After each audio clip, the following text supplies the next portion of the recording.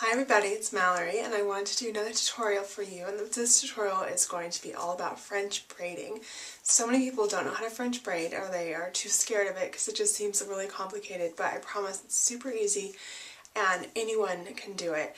I'm going to do two different braids for you. There's going to be the regular French braid, which you see where the braiding goes in, and the Dutch braid, which the braiding goes out and the braid kind of stands on top of the head.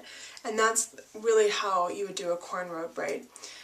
Please excuse my hair right now, I just took it out of my everyday style, which I had a ton of little, not super tiny, but just smaller sized braids throughout. So I'm just going to do the two braids across the top so you can kind of see the difference between the two of them. So I'm going to take my rat tail comb and part my hair down the center so we can get the comparison. The biggest key you're going to want to remember in braiding is to keeping it parted and clean and separate. Now most of the time braids right now are going across the side, across the front. You can have like the headband braid or just the bang braid. If you can master this, you can achieve that. So you just have to kind of do it as you go. And if you have a problem with doing it on your own head, I say really practice on someone else's head, and as soon as you can figure it out on them, you'll become better and better at it. So we'll start with our first section, and this is what we'll do our regular braid. So you get your first section here, and obviously as per for braiding, you break it into 3 pieces. Now with this braid, everything, the outside pieces go over.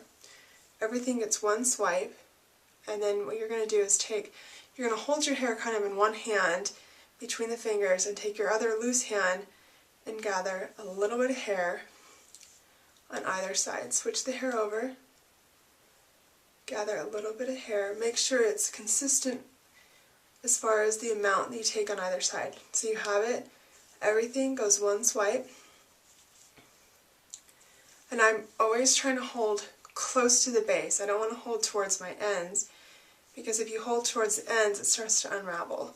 So do the same thing, switching the hair across to the next hand, gathering both sides and rotating. Get to the next section, switch to the other fingers, the next section. Continue to braid, going in, the next section.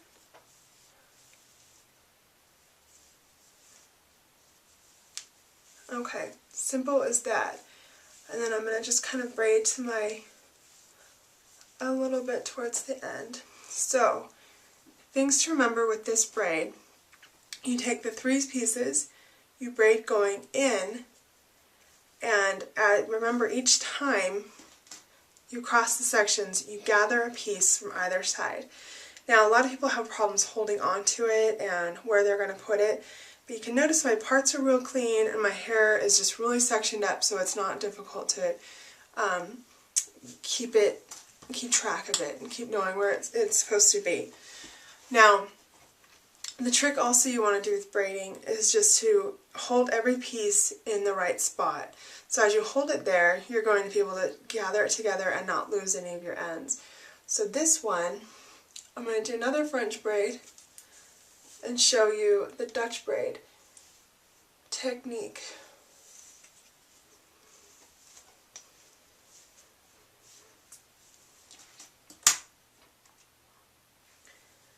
So a little bit of bobby pin to help keep it together, like a fuzz ball in my hair. Okay, taking my rat tail comb for my first section. I don't know, that's kind of habit for me to do it that way. Now this is different. You're going to take your 3 sections, and instead of going in with the outside pieces, you're going to take your middle one and go out. So middle one going out. But the same thing still applies with braiding. You're going to take a small piece from your sides, get them for the side pieces. The middle section never gets an extra piece. Okay, so I have those. Now middle one goes out, middle one goes out. Now I have bangs that are growing out, so it's quite difficult to hang on to those. But the thing to remember about braiding, your hair really can be any length. You can have it any direction on your head.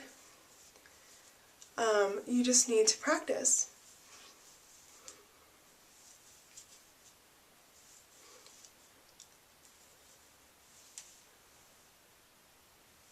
So I got my next section.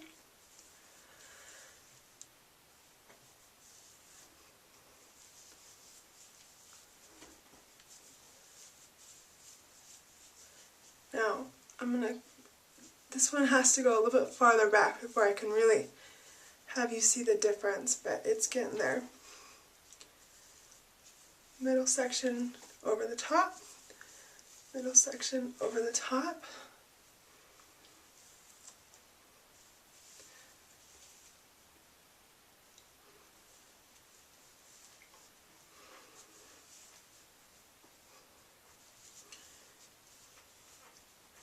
Honestly, this is kind of the way to just practice, is just do it on your own hair over and over and over again.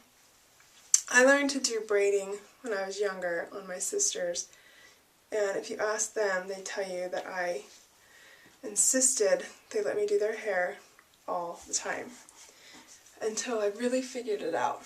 Now, obviously, I'm not going to wear my hair like this, but the whole point was to show you how to braid. Now, if you can see, this is your regular French braid where everything's going in, and this is your Dutch braid where it stands out on the head, on the top. It's quite simple. Just keep it, your part separated, keep your hands close to the base. Your one on the right, you're going to just have everything going in. On the left, this one here with the Dutch braid, the middle section crosses out.